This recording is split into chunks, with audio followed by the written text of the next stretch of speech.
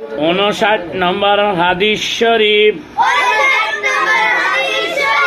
তাআল্লামুল ফারাইদ। আবার বলেন, ওয়াল কুরআনা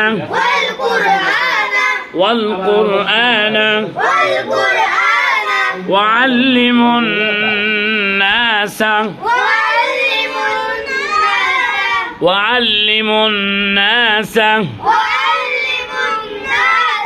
ফাইন্নী মাকবুদ।